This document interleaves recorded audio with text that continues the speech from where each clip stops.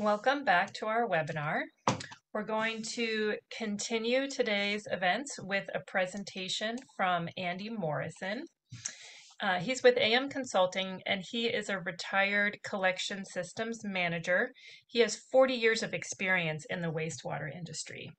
He's also a state certified grade 4 collection system operator, and Andy served as Union Sanitary District's collection systems manager for 10 years, where he administered the district's construction and maintenance and televising teams. He also helped to develop a manual for sanitary sewer overflow reduction strategies and best management practices, and he was a contributing author of several other best practices manuals and response plans. Andy has served for many years as a subject matter expert for CWEA's technical certification program. Andy provides consulting services, including training, coaching, competency assessments, drills, and audits. And we are just going to be a privilege to hear from him today. Following his presentation, we are going to return to an overall Q&A session to round out the day. So Andy, please take it away. Hey, thanks, Mary. And I'm going to just jump right in. You've heard Walter, you've heard Michael. What specific things do you need to do? And so I'll start with, you're going to want to refer back to the details in both those presentations when you start working on yours.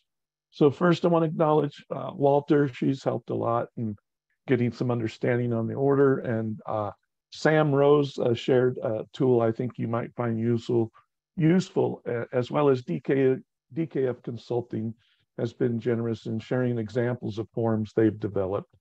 So here's my outline. I'm going to give some examples of details in your OERP that needs to be updated for your SERP, examples on how to conduct drills, and then encourage you to start with your storm drain agencies now, get some written agreements, and then verify that you have a contract or an agreement with a lab that is ELAP certified and can meet that new 18-hour requirement. And we'll do the Q&A at the end.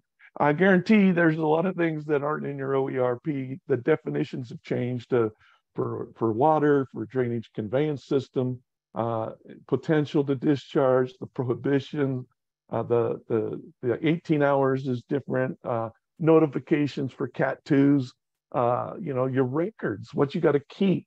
This is not just what you report into CWIX, but this is what you have to maintain beyond what you put in CWIX, like showing your assumptions on your volume calculations. And there's some questions you're supposed to be asking the original complainant, and I'll get into that. Some training requirements are spelled out. You've already heard about them. The new categories, how laterals reported, if you own them, only if you own them. If you don't own them, they're private. Don't worry about it. But all the stuff that you rely on for estimating, including SCADA records, those things need to be maintained for 5 years. So if you don't have something like iHistorian that can maintain SCADA records, you're going to need to print them out or PDF them if you used them in your volume estimations. So here's a fictitious city of Stillwater. I'm just going to show you some screenshots of a DKF form. They actually just copy the definitions out of the order and put them right in their SERP workbook. So they don't have just one form, they got many forms, and they have it in their workbook. So you don't have to memorize these definitions, and field crews can look at them. Certainly with the categories, they changed.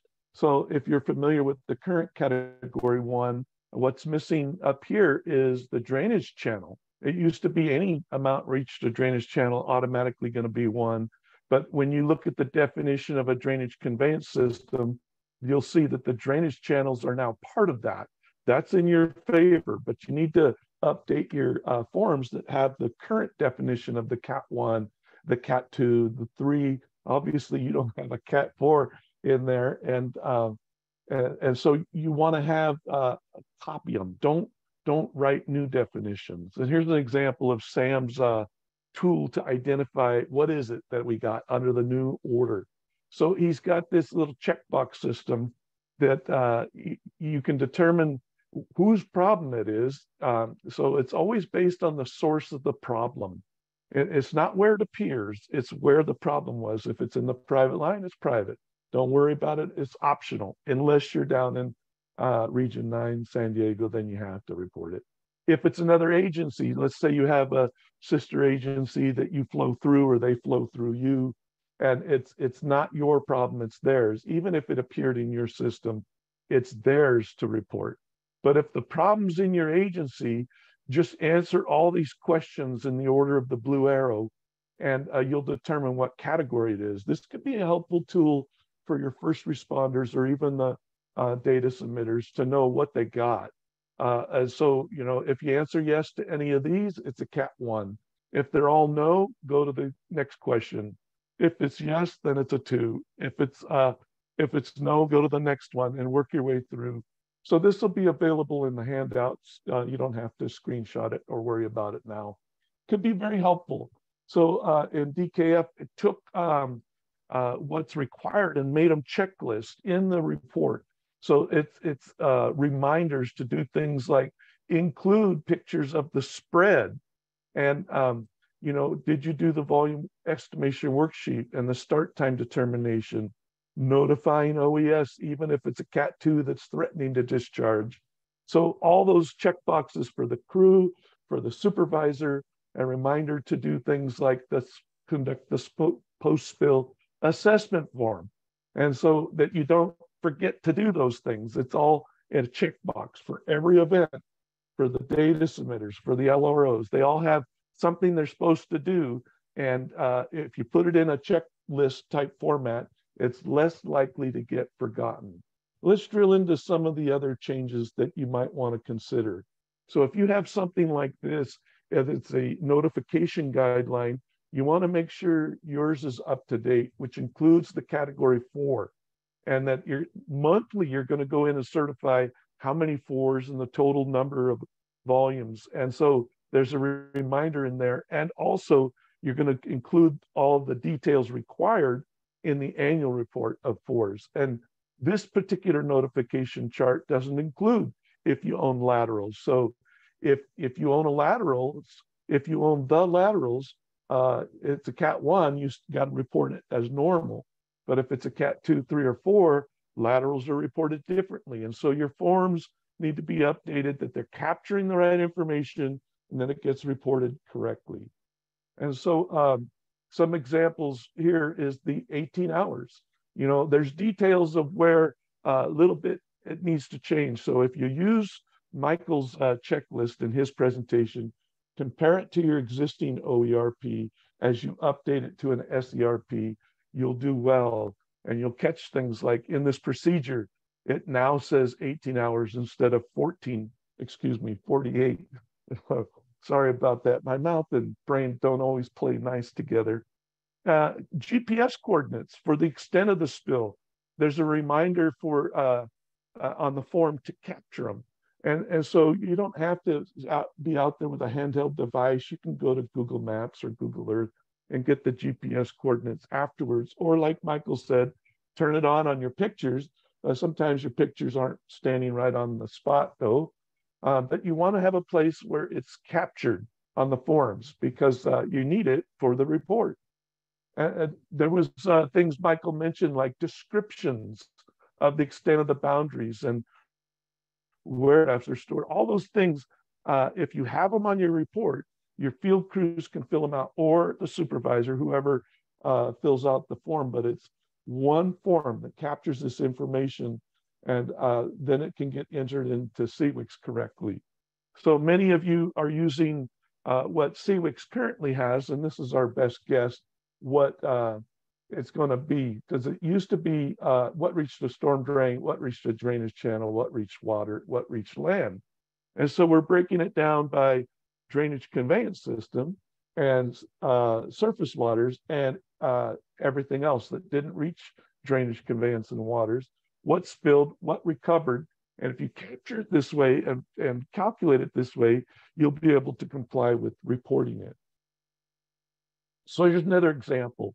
When you're talking to witnesses, to determine the start time, You need to be asking whoever called it in or the witness you talked to, did it reach the storm drain or surface waters? And so there's a place to write it, then you can comply with it. So it's not likely, I don't know if it's going to be in CWICS, but it definitely is in the reporting requirements that you need to have that answer. And they may not have an answer for you, but you still want to prompt your staff to ask it. Now, you heard Michael mention assumptions. So it's now a requirement on your volume calculations to state your assumptions. So if you use something like this, rate of flow duration, if you make assumptions, have a place for the crews to write what they assume. It's like we assumed it was flowing at this rate the entire time from when it started till it ended. That's an assumption. Or maybe you assume it was flowing less during the first hour or so. Whatever, write your assumptions and have a place. Like here's the upstream connection method. Have a place for the whoever fills out the form to write their assumptions. So you heard Michael say there's a requirement for post-spill assessment. So what DKF has done is created a 3-page assessment. And maybe assessment's not the right word, but it is what's in the order. Think of it as a hot wash or a after event evaluation. So you're just asking questions, yes or no, and a place to write comments. Did we respond according to our goals? Were the procedures effective? Was the response procedures effective? Were the containment procedures effective? Did we clean it up? And when you're all done, is there any recommended changes? Who was there? And so if you have a form to do an assessment, then you can document, we did the assessment, this is the results. And so when it comes to the sampling procedures, currently under the 06 order, there was a requirement for a water quality monitoring plan. You can simply update that, or if you want to get rid of that, you can just put it all in your SERP. Either way is fine. It's not prescriptive how you do it, but you definitely want to update the details of that plan using Michael's checklist of here's what's changed. When it comes to the drills, you should include volume calculations as part of those drills. I saw one of the questions was, can we do the training inside? Yes, you can. You could do this. You don't need me or Sam or Dante to come and do training. Here's an example of some training we did down in Inland Empire. And I have a little plastic manhole and a clean out that I hook to a garden hose. You can use baby Ruth, corn, and toilet paper. You simulate the solids, and it looks real enough. It doesn't smell, but it looks real enough. And you can have them practice using berms for containment. And when they convince you they know how to break a stoppage, you can turn the water off, and they can write down the end time. And so my slides aren't advancing. What the heck happened here? There we go. If you want, you can incorporate bypass drills into your procedures, the cleanup effort into your the training. So it should be with your employees, your equipment at your corp yard. Whether you use somebody from the outside or not, by the way, I'm not available till the end of June. So forget me coming. And if you're not scheduled already with me, I can't do it. But you can do it yourself. And if you shoot me an email, we can talk on the phone and I can walk you through how to do it free of charge. Okay, so one other thing I wanted to share here, and again, now I think it's my mouse that stopped working. So your training should include a classroom portion where you review the SERP and the details of the procedures and the forms and what's changed, and have them go out and respond to the event on how to keep it out of the storm drain with either berms or mats or plugs. Whatever technologies you're using, have them practice this, sandbags. It is an eye-opening experience. Here's a thought for you. You're hiring new people that have never been on one of these events. And some of your older people that have been on dozens or hundreds, they're leaving. So, and you're having fewer SSOs, spills. And so practicing them makes perfect sense. You want to find out your errors and problems in the safety of your corp yard, not on a real event. And so you should incorporate things like area measure volume or rate of flow duration as part of the drill so that they're actually filling out the forms in a practice session. So washing it down. And here's why you should use the solids like corn or Baby Ruth or toilet papers, because some people leave that stuff behind, and you want to find that out before you have an event. And somebody who's got a Snapchat account or Facebook with a high def camera, and maybe the mayor's sister comes out and take a picture of corn in the street. So you can incorporate your equipment in the cleanup effort. And drills are not hard to do. They can be a lot of fun. When you do your training, look at the details in 616 and 6.17. There's some details in there I really think you should tell your staff about, because now water board has discretion on their enforcement. And what they do is they take into consideration your efforts to contain, control, clean up, and mitigate, and your compliance with your record keeping. And so this begins with your staff, and how they document and respond to these events can affect your future fine. So incorporate that in your training. It's not a requirement. That's just my opinion. It's good practice so that people who do the work understand the why, because it's not enough to know the what. They need to know the why it's important.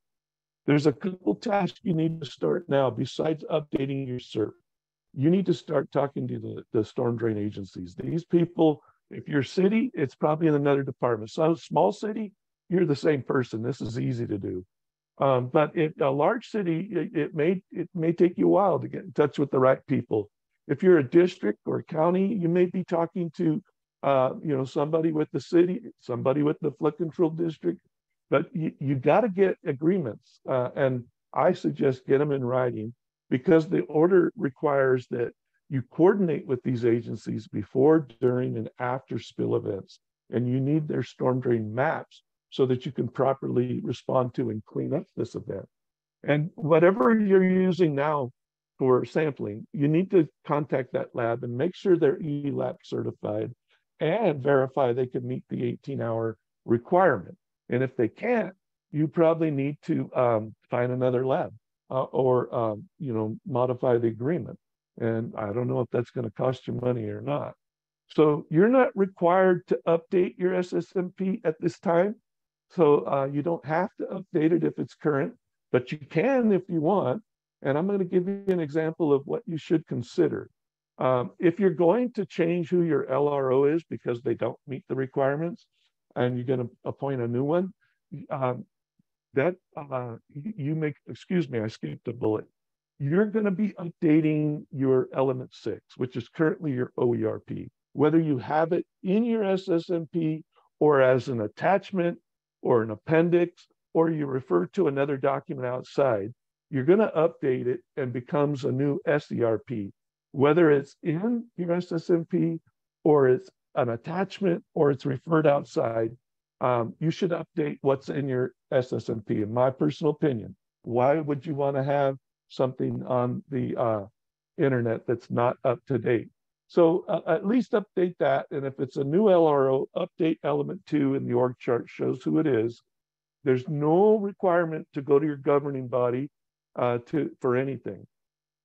If you do update your SSMP, remember to update your change log. And then I already asked this question: why would you want an older version of your SSMP online? Me personally, a former LRO, I would not. I would just update it. The order doesn't require you to, but if I'm updating element 6, I'm updating my SSMP to reflect that. I don't want old, out-of-date documents on there. So your new LRO can upload the SSMP, and later date, they're going to certify it. And you heard Michael say they're going to be required to certify your CERT when the annual report's done this next spring. So there is some other training coming up. You can take a screenshot of that there, or it will be in the handouts. I did hear May 3rd come out, so I added that there. Some of these cost money and some of them are free. And so, you got more training coming up. And there is help available. And a lot of these consultants are already booked out, but you could take a screenshot of that and maybe they can help you if you need it. I think, Mary, that is it for me.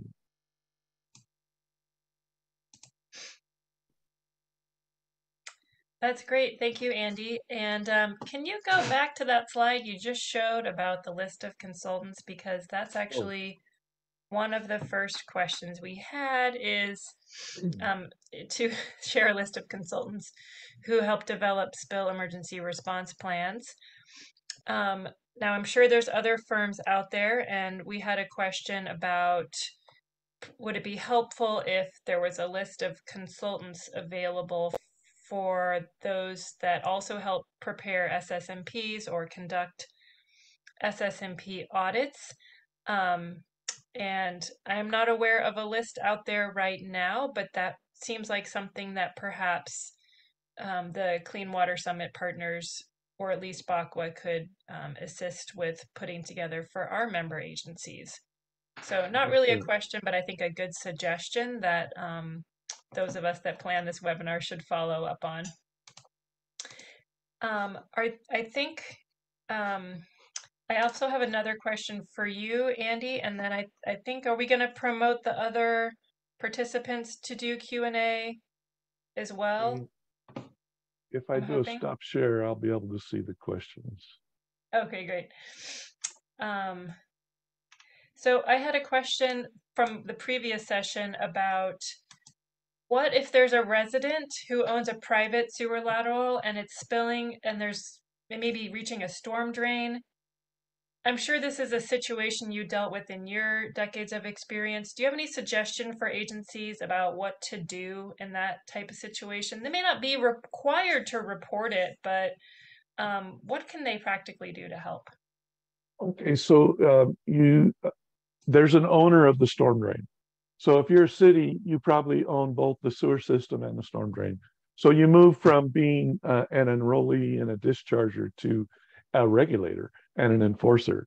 If you're just a discharger, you don't own the storm drain, you need to get in contact with the storm drain agency and let them know this is going on.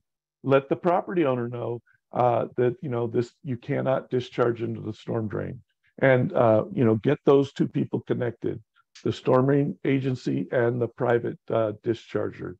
And if you have a chronic private discharger that seems to doesn't get it fixed, there's a provision in the order where the regional board has the ability to require a private system to enroll. So then they would be subject to everything in the order, just like we are. So you could get a private system like a trailer park or homeowners association. Somebody's not taking care of their system and they're spilling all the time. The regional boards can help with that.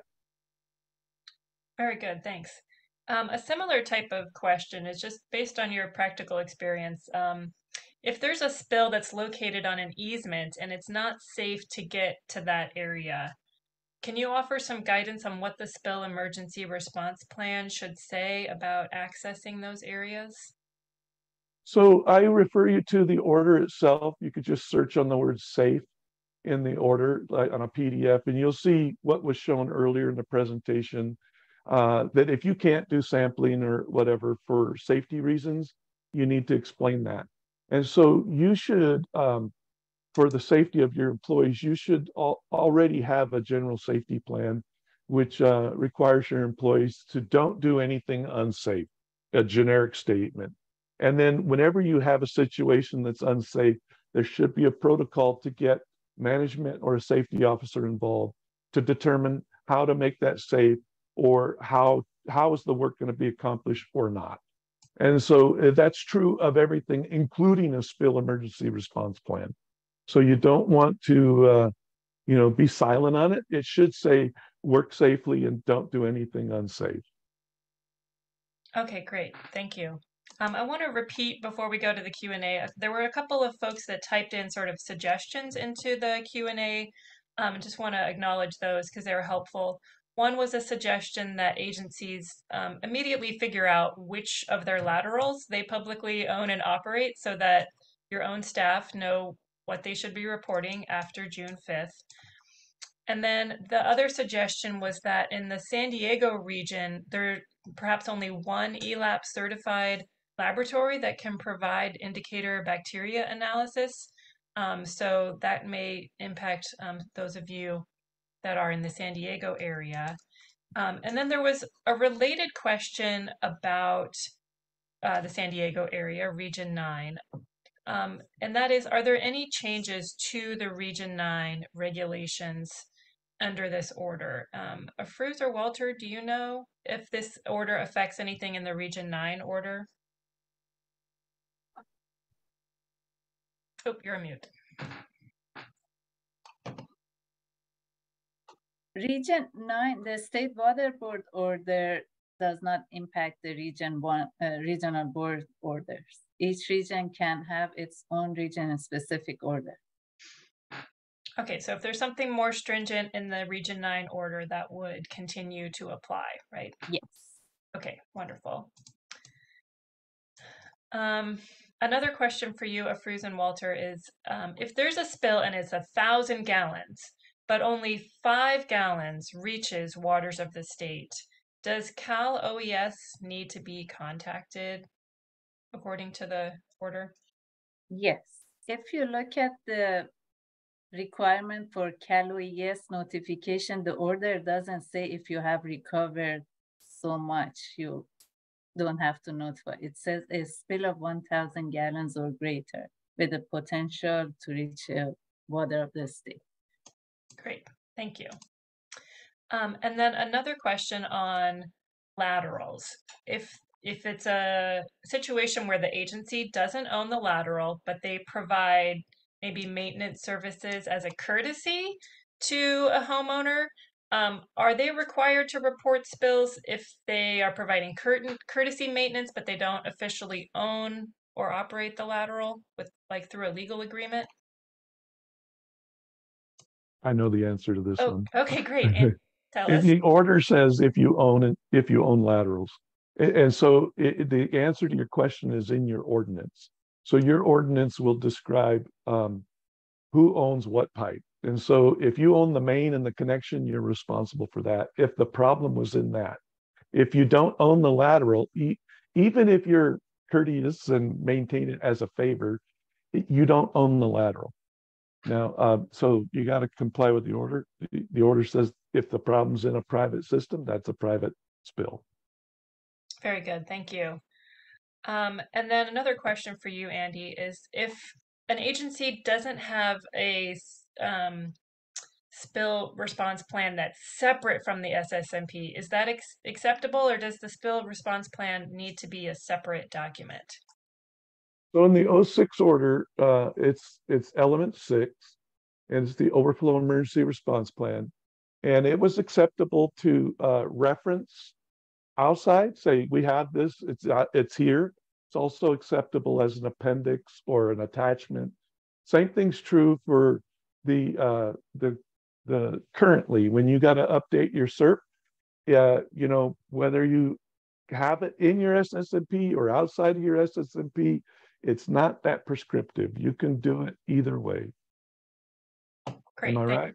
Am I right, Walter? I just have to clarify that spill emergency response plan in this order is a standalone document that has to be updated separate of the SSMP. Yeah, but it's still going to be number 6 in your SSMP. Yes, and it can be referenced as you said. And yeah. Okay, but since you're going to need to update it more often, it does need to be a standalone document as well. Well, if you want to keep it in your SSMP, you can. You just need to update it every year. They don't prescribe where you keep it. They prescribe that you must update it every year. Does that sound okay to you, Afrooz, Walter? Yes, but once you're due for uploading your SSMP into CVEX, the updated SSMP per the new order, then you have to have element 6 updated. So the updated SSMP has to have that updated spill emergency response plan. Okay, Great. Michael, I have a question for you. You had a really great slide that showed with different colors where photographs are needed under the reissued order. That's a new requirement. Could you clarify, is the photography required as a mandatory requirement for all categories of spills, or is it optional for some categories? Ooh, good question. Let me just look at something really fast. If Afruz, if you know the answer right away. Yes, No. if you look at section 2 of attachment E1, it's under spill specific monitoring. All categories need GPS and photography, and the order has outlined what areas you need to have photographs of. Yeah, and I'm looking at that. I'm looking at a comparison of the different requirements, and there's photographs in category 1, category 2, category 3. I don't see for category 4, but Section 2, the category 4, we call it visual monitoring in the table in attachment E2, but it falls under that. Section 2 applies to all categories. Spill specific monitoring requirements. There you go. I have it on the screen right now. I think I do. It's right here.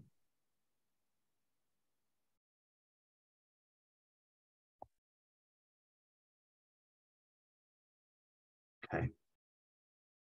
And I saw a question on the ELAP. I don't know if Mary, you have already gone through that, but the 18-hour requirement is just for sampling. It doesn't include the analysis portion.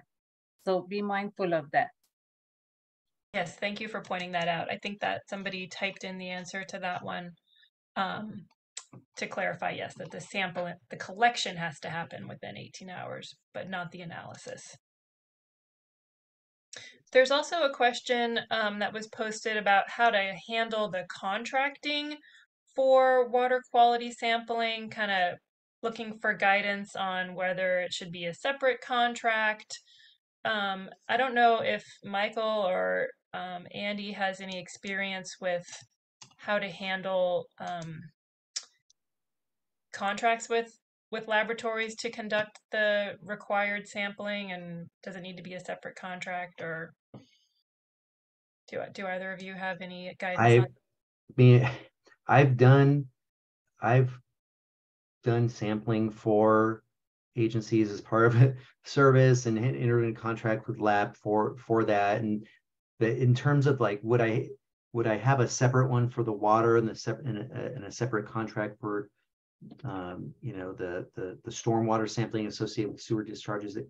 I think that's if you can contract it under one contract, to me that would probably make most sense. But if you must, break into 2 separate contracts. So. Me personally, I was spoiled. I worked for a wonderful district, and we had our own lab. So we had still a written service level agreement, but written agreements are the best. And you know what? If it's not in the contract, it's not really enforceable. And you do definitely want to make sure you got the right lab with the right ELAP certification, and they can respond within 18 hours. Great.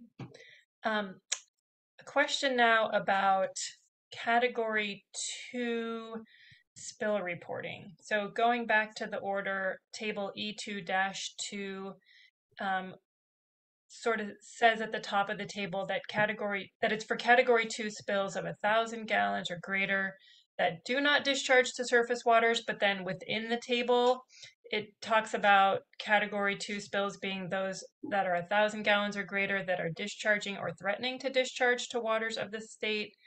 And if we could just maybe, I don't know if someone has the order handy that they could share, and look through that language in table E2-2.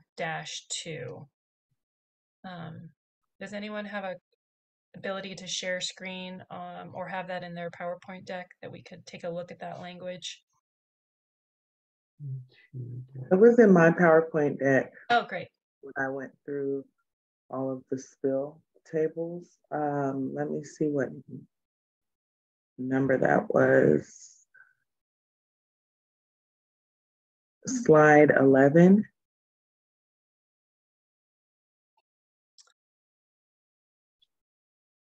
I don't know if Travis can show your slides. I don't have the ability to do that. Yeah, I was. I have the order.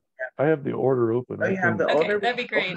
Yeah, so let me just share what he's talking about. So I think I have it up now. And he's talking about this right here. Yes. And specifically, it's this. I think what he's asking is if it discharges to water, it's not a 2, it's a 1. And yeah, you're right. Yeah. If it discharged to water. To surface Well, water. yeah, I was going to say, and that's what I was trying to emphasize in my presentation in regards to groundwater and what Waters of the State is highlighting. So essentially, Waters of the State, and we can go to the definition in the order if you'd like, and I can read it verbatim, but Waters of the State includes groundwater as well as surface or waters of the United States, which highlights the surface waters and water bodies. But if it was to 1,000 gallons or greater to water of the United States, which is that mention of surface water, then we are talking about a category 1. So what that E2-2 table is highlighting is anything outside of spilling to a surface water. And we're speaking specifically in regards to waters of the state, which is groundwater. You know, I feel compelled to say to the agencies, in 2 hours, it's very difficult to figure out where it all went, how big is it. And I'm just going to tell you, if you're in doubt, call OES, let them know what you got, give them the information you got, get the control number within the 2 hours of becoming aware so that you don't have a potential violation. You can always go back and amend the report to OES, but you do want to be aware of it's not just Cat 1s anymore. There are Cat 2s that do need an OES call. So if you just default to, if it potentially could be one of these, call OES. If you made a mistake, no problem. But if you didn't call and it ends up being one of these, it could be a violation. So it's better to call. And essentially, what you're speaking to, Andy, is the definitions of waters of the United States versus water of the state, but really it's the volume of water, which sewage or spill that occurs, which is 1,000 gallons. So if you have a spill that is 1,000 gallons, whether or not you figure out if it's a category 1 or 2 or not, you are required to report those 1,000 gallons or greater spills to Cal OES. And you may not even know if it's 1,000 gallons until a day or two later, and you finish your investigation. So 2 hours is a very short turnaround time. I recommend, if you think it's possible, just make the phone call. Thank you for that back and forth. I think that clarified what to do for spills greater than 1,000 gallons. Another question is, are there new requirements to be an LRO? And I think any of you here on the panel may be able to answer the question about the new LRO requirements. Does anyone want to volunteer for that? Because there are slightly different requirements than the previous 2006 order. Well, the short answer is yes. And it's on my screen what the new requirements are. It's right here in 5.1. You're not sharing your screen yet. Okay, there you go. I know I had to click one more button. I'm 60 years old. Cut me some slack. I'm just kidding. I'm kidding. Anyway, yeah, the has authority to ensure that the over the enrollee system and is authorized to serve as the representative. So your current LRO, if they don't have authority over the system, which is everything upstream from the headworks, and then you must have responsibility and management over the entire system, and you must be authorized to make managerial decisions that govern your system, and it includes having explicit or implicit duty in making CIP changes, capital improvement projects, and long-term compliance. And then there's a couple other bullets that either the LRO needs to have or have direct authority over these individuals. So possess a degree or certificate or some experience that is of the appropriate level. So each agency should look at this section 5.1 and self-determine, who is this person? Excellent. Thank you, Andy. A question, I think maybe for Walter next, and this has to do with how CWICS is going to be set up. If an agency has 4 WDIDs, but just a single SSMP that covers all 4 of those agencies, does that SSMP need to be uploaded 4 separate times, or is there a way to just upload it once? Well, when the legally responsible official goes into CWICS, each system, it has its own, sub-account within there. So you'd want your management plan to reflect on each of those correlated systems. Just like if that same agency needs to go through continuation of coverage, you don't do that once. You would go through each system and ensure continuation of regulatory coverage for each collection system. You'd want to upload that management plan, and the process won't be difficult to do, but we'll have a training module on that, and I'll be sure to make note to include something relative to show how to upload multiple sewer system management plans or multiple systems management plan for one legally responsible official. Wonderful. Okay, the next question is kind of a multi-part question, and again has to do with how to report in situations where there's a private lateral involved. So some agencies, there's split requirements that maybe the agency owns a portion of the lateral and the private homeowner, for example, owns the upper lateral. What if you don't know what part of the lateral caused the spill? Is there a spill report that's required in that situation? Andy, you're on mute. I think you're answering. I'm not muted anymore, sorry. Got a nasty cough, and so I didn't want to cough. I don't know how you wouldn't know, other than you don't have cleanouts, maybe at the property line or something, but troubleshooting where the stoppage is should be able to be easy enough done, to eliminate where the problem is. And so you should have a procedure in place on how to determine where the problem is. And you're just not done with your response until you do that step. And so you can verify where it is in our portion of the lateral or theirs.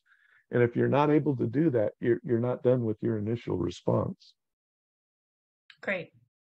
And then just rereading this question, I think they're also interested in a situation where maybe the agency owns the lateral, but the maintenance is the responsibility of the homeowner. That must be a scenario that applies somewhere out there.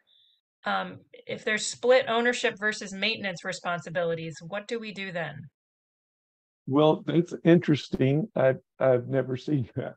And if I was a homeowner, I'd probably be a bit upset. But the order is the order, and the order requires you to maintain your system. And so if you own part of the lateral, it, according to the order, it's your responsibility to maintain it. Now, if you trust a homeowner to maintain it for you, and that's your plan, well, that is what you write in your plan on how you maintain laterals. I don't think it's a great plan because homeowners like me, maybe we get lazy and don't do a good job. We don't have a work order system to remind us that this lateral's due for TV or, go install a clean out or whatever. But the order says you own it, you maintain it. So you would also need to report those spills then, presumably, if you own them. If the problem was in your pipe, regardless of who you rely on to maintain it, yes. Okay, great. I think this next question is, again, I don't know who this would be for, so feel free to chime in. If it's typical for certain regions of to require notification to other agencies besides OES, I assume that means like regional water boards requiring that notification. I'm not sure. Does anyone know of other notification requirements other than Cal OES? Yeah, I do. There's several regions where you're required to notify the health department. There's some you're required to notify the harbor master.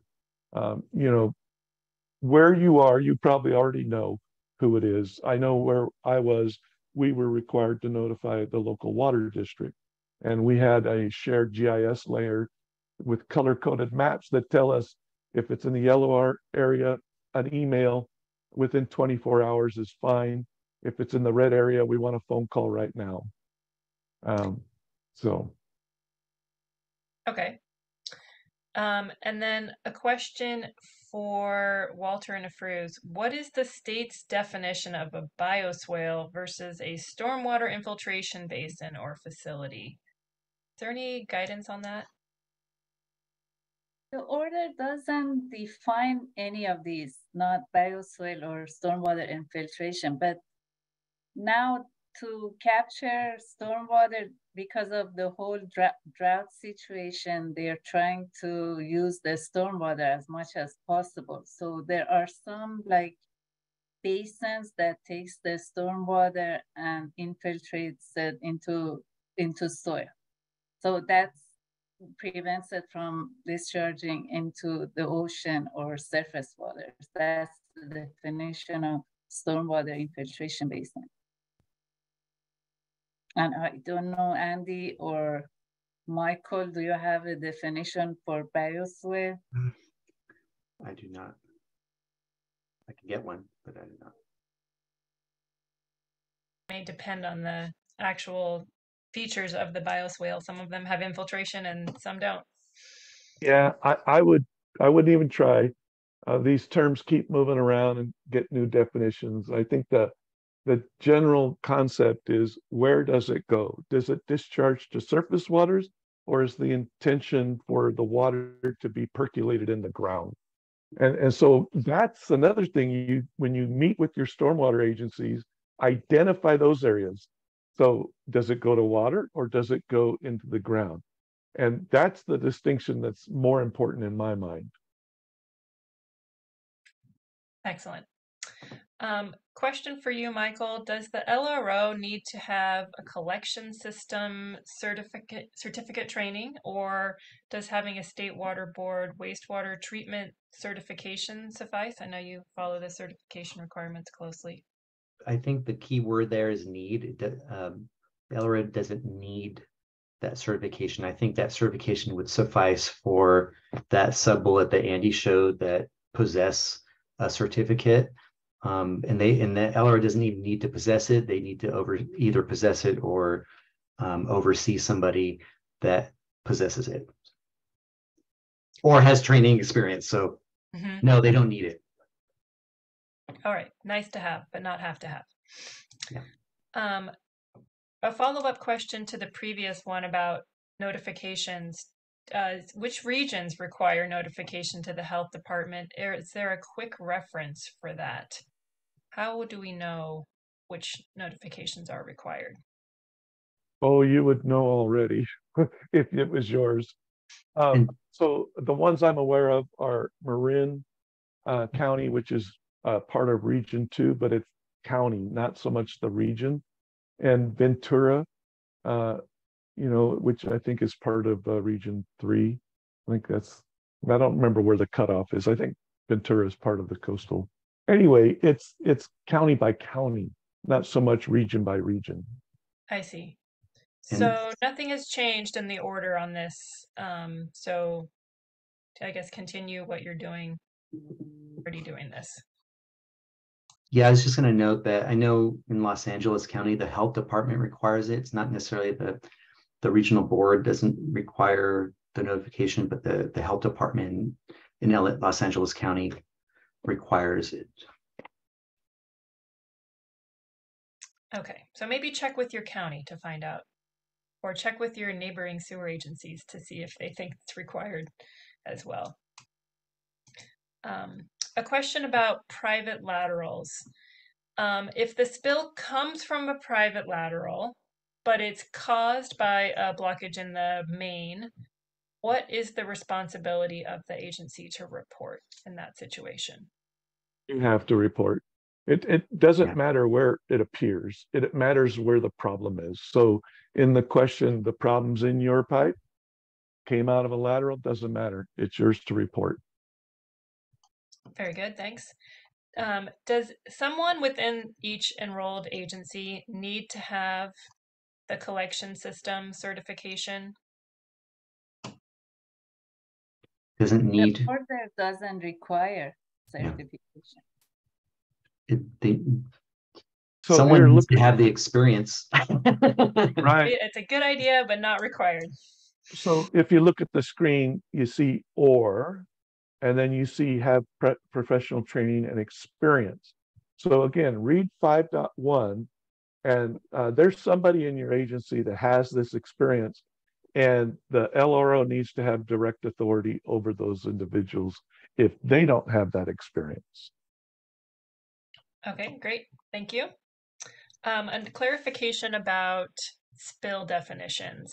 If a spill is 900 gallons and it reaches and it reaches waters of the state, so maybe it reaches groundwater, but not surface water, is that still just a category 3 and it doesn't require Cal OES notification? Is that correct? It's 900 gallons.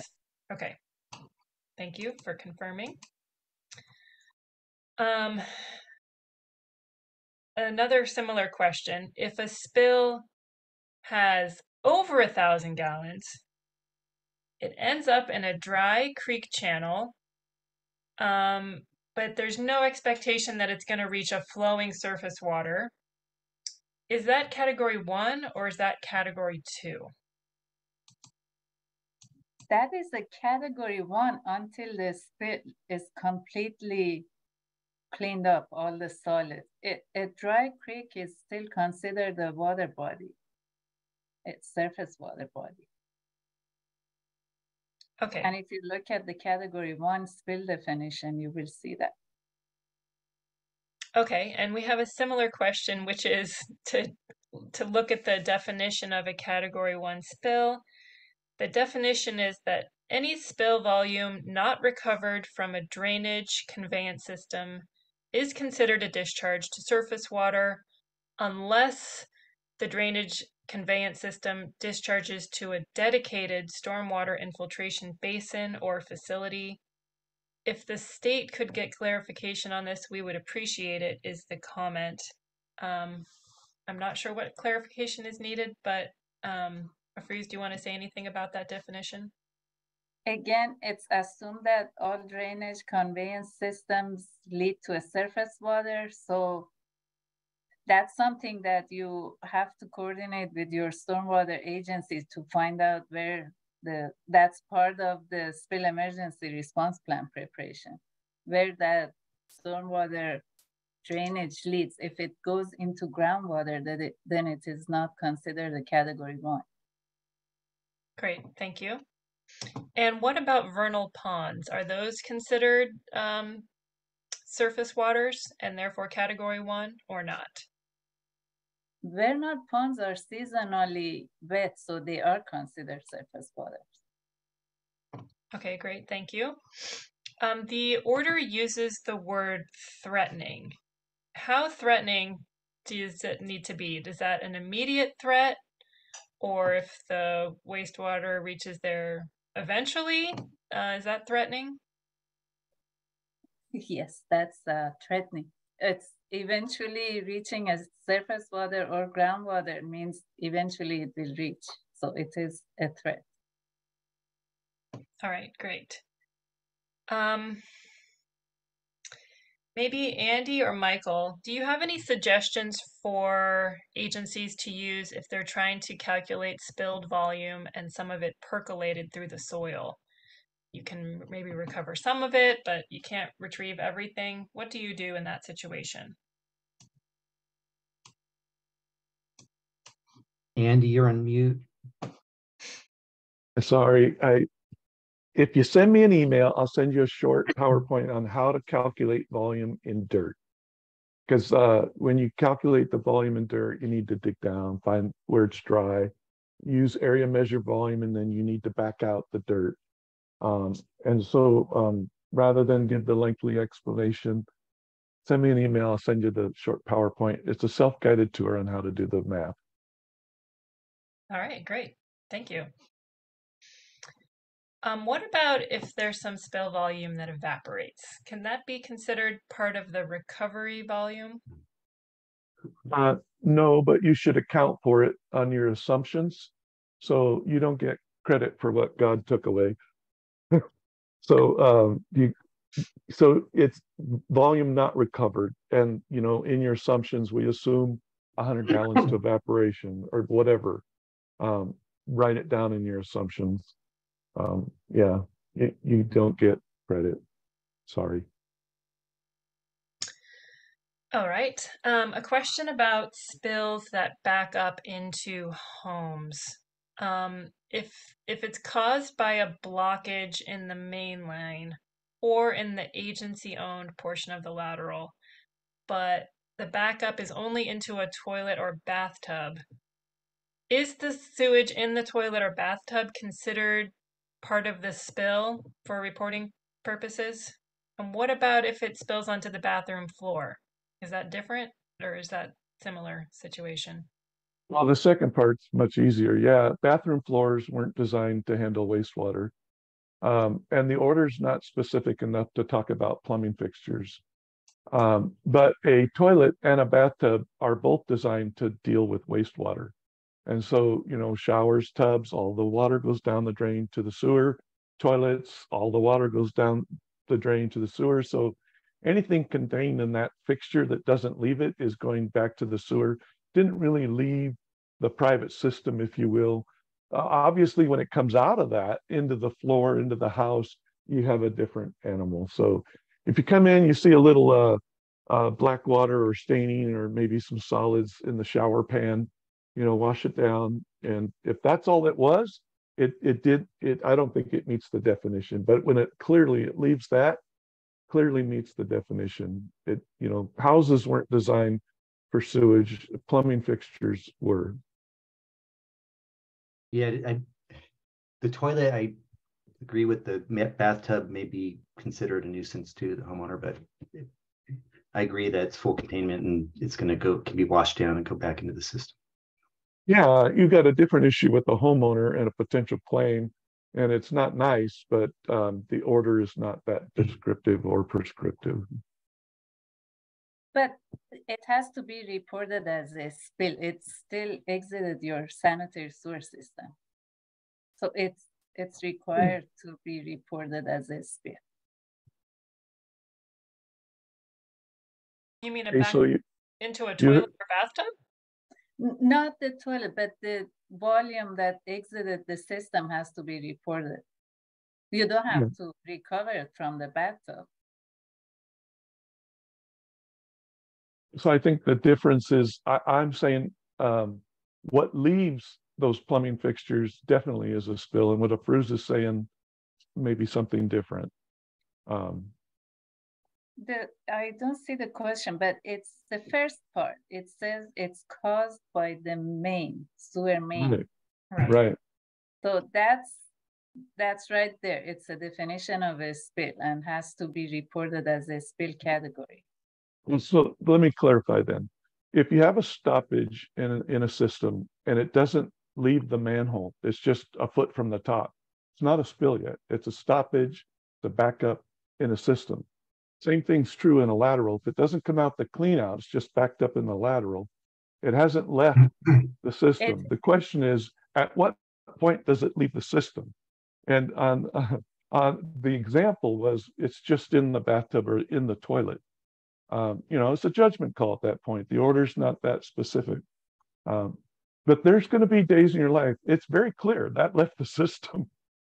It's the ones that it's just backed up right there in the toilet. It's not the toilet, it's the shower pan. It's the lower, because the bathtub and the shower pan are lower than the toilet. So it's going to come out or appear in those first. And if it's still within there and you wash it down the drain, did it really leave the system? I would feel comfortable defending my documentation saying it didn't. But, if you want to report it, the state will accept your report.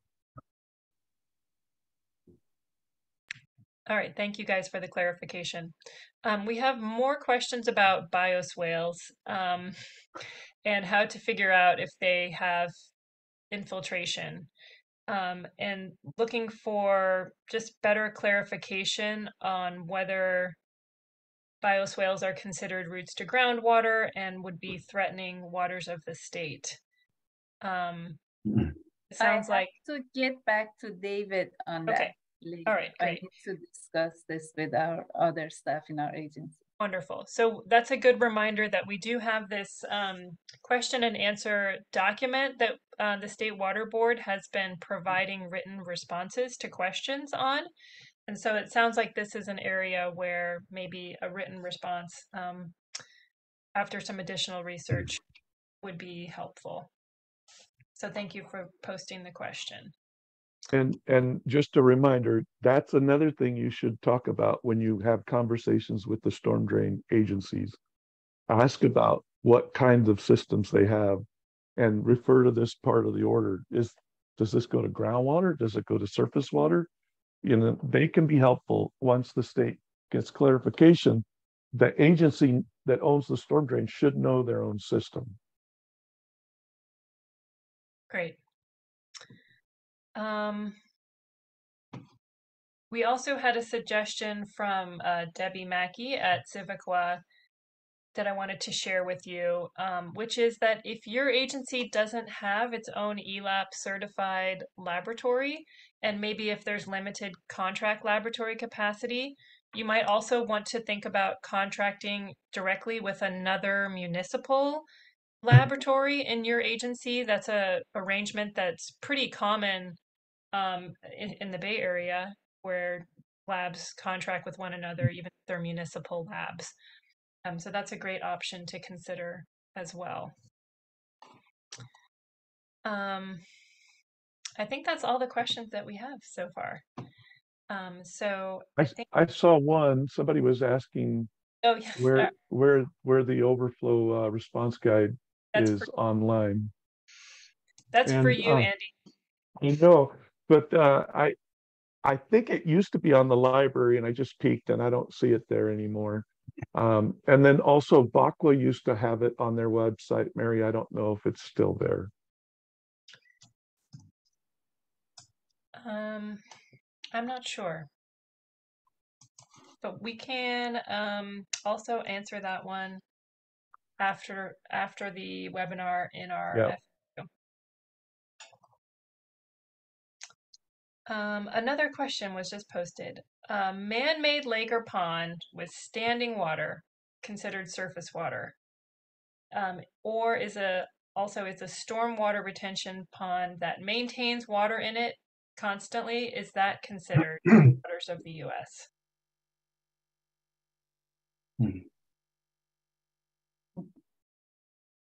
That's a difficult question to answer. Waters of the U.S.? You have to ask your regional board staff. They determine what is a water of the U.S. or not. I was just going to say that, Afruz. Derek asked a lot of nuanced questions. Derek, you're going to need to meet your inspector with the regional board. Be prepared to talk to that person whenever these questions come up, because there's always some strange ones none of us thought of. Is this water or not? Your regional board is going to know the answer or point you in the right direction, like their blue line maps or that sort of thing. Okay, great. We also did have a question maybe that Michael could address about the certification requirements. It makes sense to have CWA certification, and just maybe could you comment how the order's requirements line up with CWA certification? Yeah, I see that question. It makes sense to have CWA certification. Why does the state not recognize this level of certification? Look, there was a lot of discussion through the reissuance phase on certification. There were meetings with state water board staff and agencies with agencies to discuss certification. There was even initial drafts that that were floated that discussed it, but at the end of the day, it did not make it through the process. It's not required in the order, and it currently. So, thank you for making those comments. New question is, how does the order apply to the thousands of private lateral spills and the actions of private plumbers that constitute Category 1 spills when the spill runs down the gutter to a nearby storm drain? Does it apply to those? And if so, how? Maybe Walter and Afruz could handle that. This order doesn't regulate private systems, but again, the regional boards have the authority to require enrollment if they see an issue with the system, or they can take enforcement action against that entity. Just keep in mind that discharges to a surface water are considered violation of a Clean Water Act. Citizens can get involved and report, and it's more comprehensive than what this order requires. Great. So enforcement is still a possibility, even if the order's requirements are applicable. Great. And responding to that previous request about the best practices for SSO reduction strategies, the link is provided in the chat for that one. A new question is, for water quality sampling, are presence-absence tests appropriate for monitoring bacterial indicators, or does it need to be quantified? Bruce or Walter, do you know? I'm not sure. I'm not very involved in the sampling aspect. Michael, do you know? No. No, so it sounds like an on or off test of whether, whether I would assume for, for the ammonia it's that way, but for the other bacterial indicators that it's not. They're wanting to see the quantity and how it changes over time. So I would answer not. I would think so as well. Okay. I think that's going to bring our Q&A session to a wrap. I want to really thank our panelists for helping answer all of those questions and for figuring out which ones they are able to answer, since I don't always know who can answer what. That was very helpful. Just as a follow-up, we're going to be having another one of these webinars on May 3rd. Going to be similar format, and that one is going to hopefully go into some more details about how the CWICS modules are going to work and how spill will be happening under the reissued order. So please enroll in that webinar as well if you'd like to hear about that topic. And then 2 additional upcoming events from the Clean Water Summit partners are that BACWA will be having our annual members meeting on Friday, May 5th in Berkeley. And CIVICWA is also having their annual conference coming up on Thursday, May 11th. So if you're a BACWA or CIVICWA member, please join us at those in-person events. And thanks so much to everyone for coming today and for participating in this webinar. We'll see you on May 3rd.